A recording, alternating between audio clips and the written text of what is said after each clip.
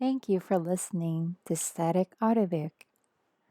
We are reading from the book of John, chapter 11. Now, a man named Lazarus was ill. He was from Bethany, the village of Mary and her sister Martha. This Mary, whose brother Lazarus now lay ill, was the same one who poured perfume on the Lord and wiped his feet with her hair. So the sisters sent word to Jesus, "Lord, the one you love is ill."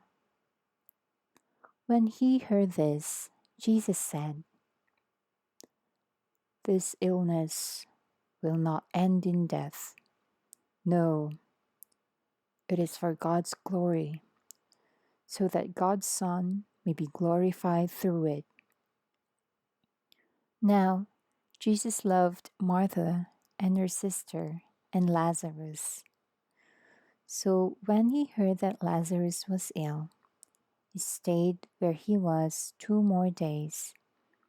And then he said to his disciples, "Let us go back to Judea." "But Rabbi," they said, "a short while ago the Jews there tried to stone you, and yet you are going back?" Jesus answered, "Are there not 12 hours of daylight? Anyone who walks in the daytime will not stumble, for they see by this world's light. It is when a person walks at night that they stumble, for they have no light."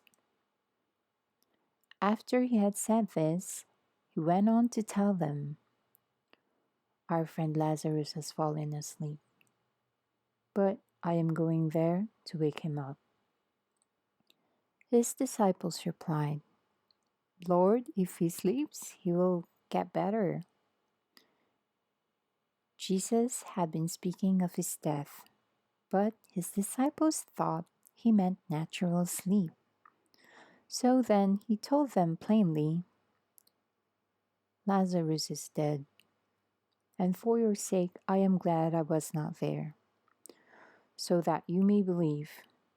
But let us go to him." Then Thomas, also known as Didymus, said to the rest of the disciples, "Let us also go, that we may die with him."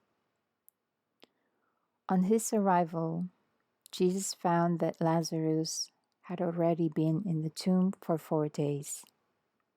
Now Bethany was less than 2 miles from Jerusalem, and many Jews had come to Martha and Mary to comfort them in the loss of their brother. When Martha heard that Jesus was coming, she went out to meet him, but Mary stayed at home. "Lord," Martha said to Jesus, "if you had been here, my brother would have not died. But I know that even now, God will give you whatever you ask."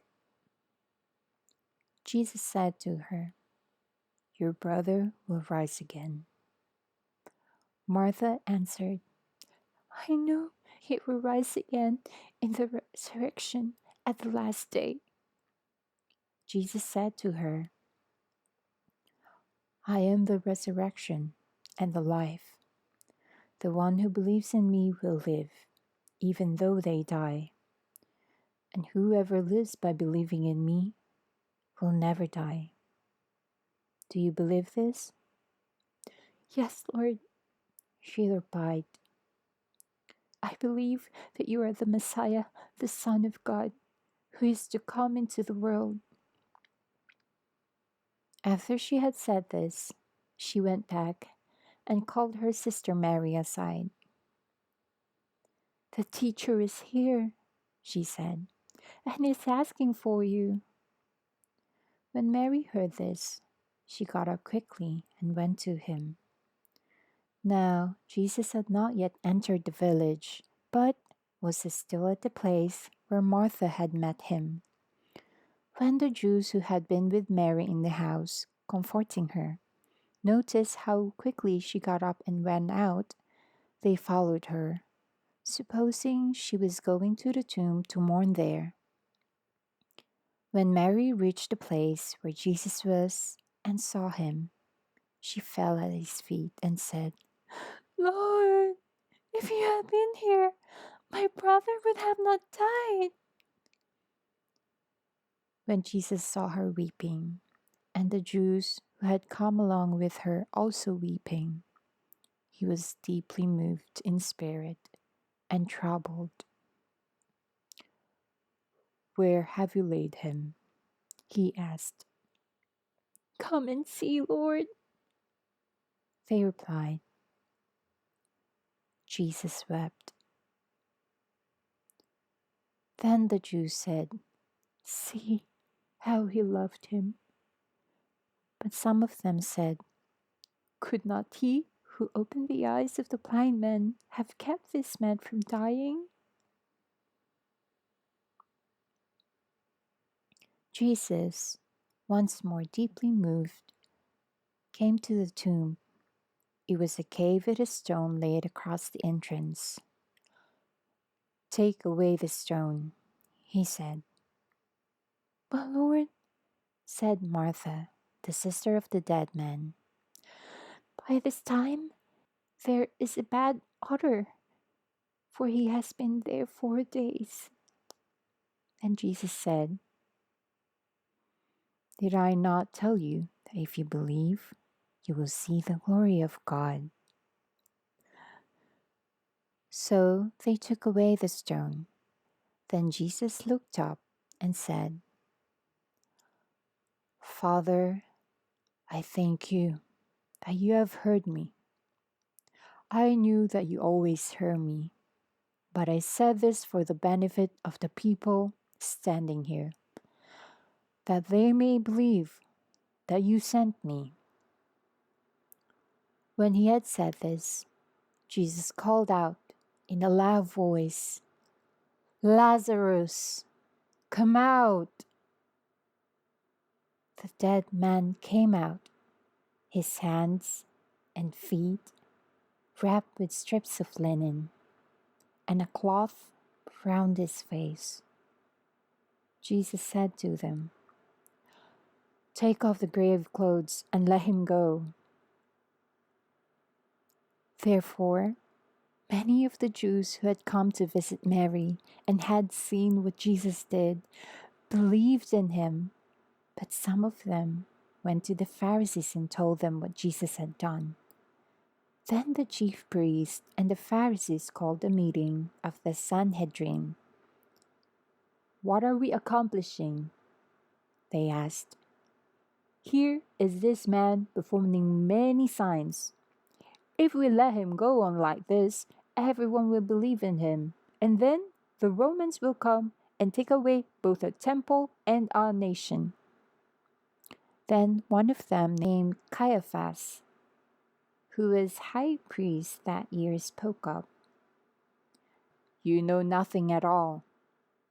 You do not realize that it is better for you that one man die for the people than that the whole nation perish."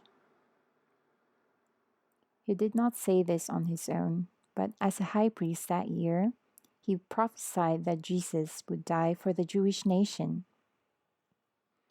And not only for that nation, but also for the scattered children of God, to bring them together and make them one.